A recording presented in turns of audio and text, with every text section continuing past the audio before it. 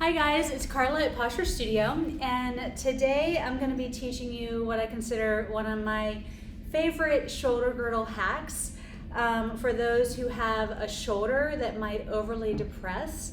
It's also sometimes helpful for people who overly elevate their shoulders, but this I find especially good for people who overly depress their shoulders. And in a lot of the movement world, you will hear cues that say things like get your shoulders down and back, get your shoulders down and back, get your shoulders down and back. And that might be a really great cue for someone who has their shoulders too far forward and up. So this person, it'd be great for them to get their shoulders more down and back because that's going to get them in a more neutral position.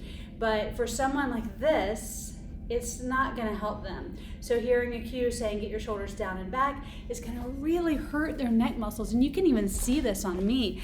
If I'm here and then I take my shoulders and I take my shoulder down and back, you can see how it kind of pulls on all of these neck muscles and creates a lot of tension. You're feeling all this neck pain. Your neck muscles are suddenly holding up the weight of your arm. And so just figuring out how to re-elevate that shoulder so it's not pulling down through here. So I take 2 tennis balls and all I want you to do is put them under your arms. And again, I'm using myofascial balls. So you put them under your arms. I know this looks really weird. I don't care. You're using those to allow your shoulders just to have a break for a moment so that your arms are kind of out of the way and the weight of your arms isn't pulling on your body.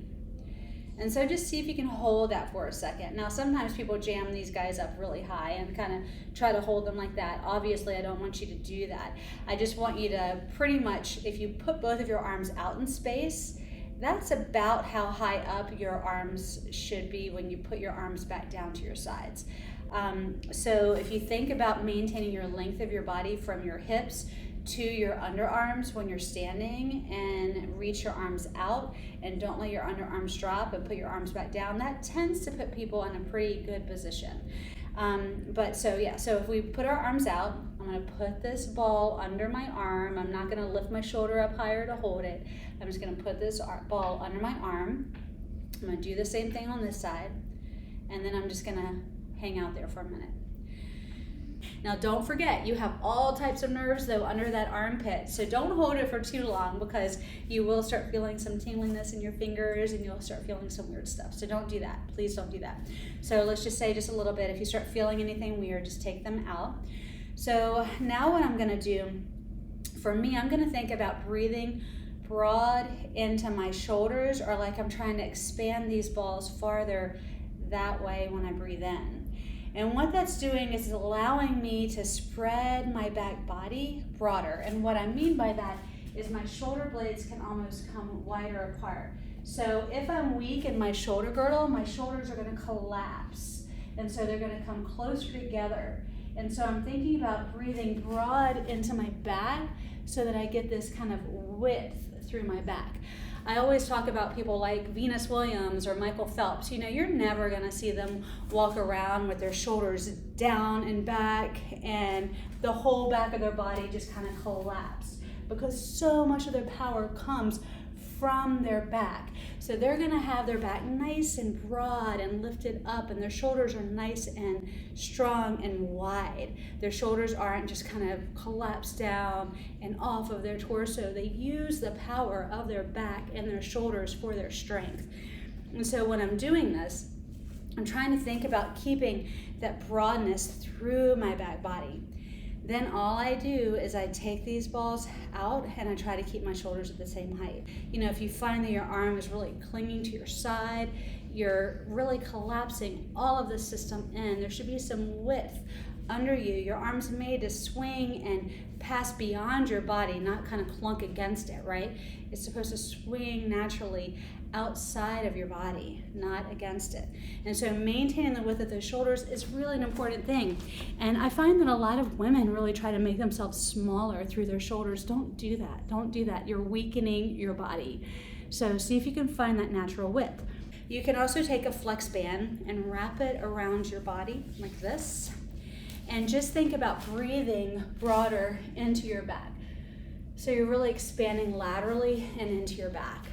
So that's another thing that you can do, is think about just finding that expansion, because if those rib cage muscles and all of these muscles in here get really tight and pulled down, you can't get that expansion with your breath. So just practicing that ability to breathe and allow those ribs to move allows your shoulders to find a way back up in space.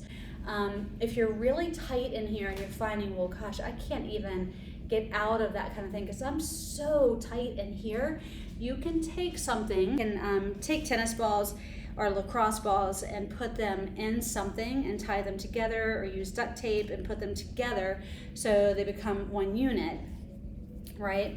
And I really like using them in this way, because then I can take the point right here through the center and really rub down through here. So I'm not just putting all of the weight into that one ball, and it feels much better to me.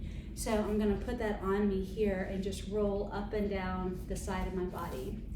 And I like the pushing against a wall and rolling out, if I'm tight through there against a wall, a lot better than I do against the floor.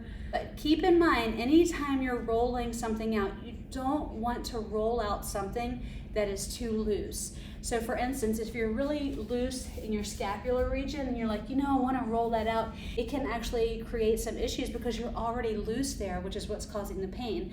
So what you want to do is figure out how to create more stabilization. Anyway, if you have any questions, let us know. Please like our page. And you can also find us at posturestudio.com, and all of the teachers at Posture Studio can give you advice on postural analysis. We can look at your biomechanics of movement. We can give you exercises and help you out. Thanks so much, and I hope this helped you. Bye.